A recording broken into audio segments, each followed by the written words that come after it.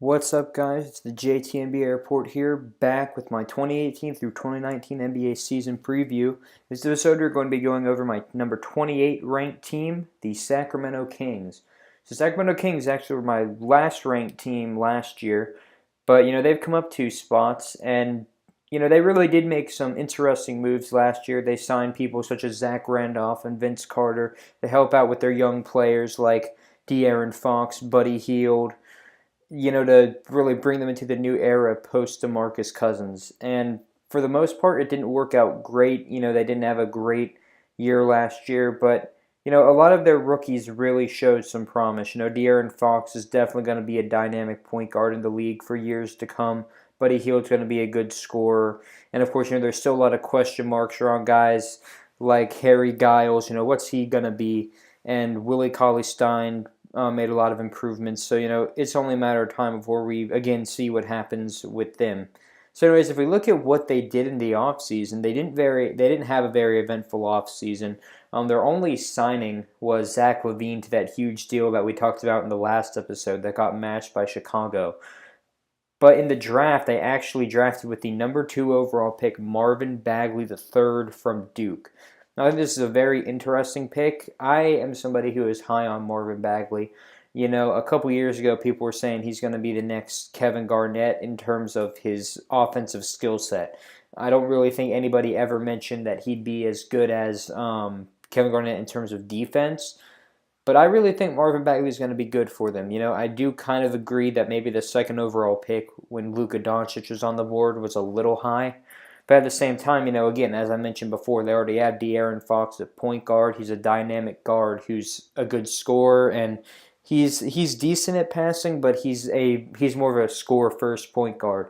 So you want to take somebody who will play to the rest of your team's weaknesses, and Marvin Bagley definitely does that because Zebo's getting old.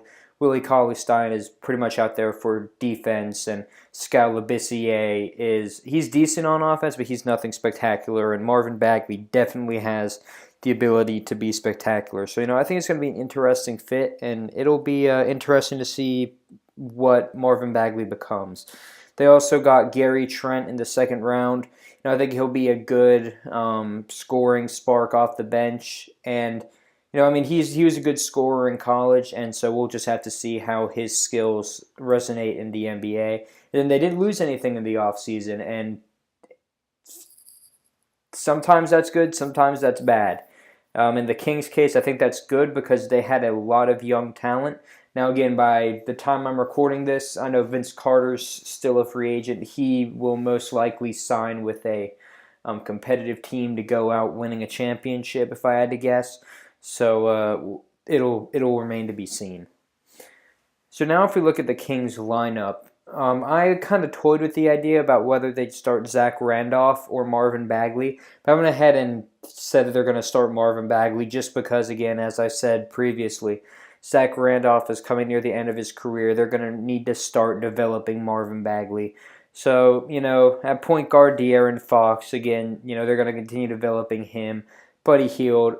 Bogdan Bogdanovic, he was a very bright spot for the Kings last year. He's a very good shooter, very good all-around player, and he's another member that's going to be a part of their young core for the future. Of course, power forward Marvin Bagley, then it's center Willie Cauley-Stein. A bunch of very good offensive players, and Willie Cauley-Stein is going to be a defensive anchor. So if this team can improve on defense, they will be a force to be reckoned with in a couple years.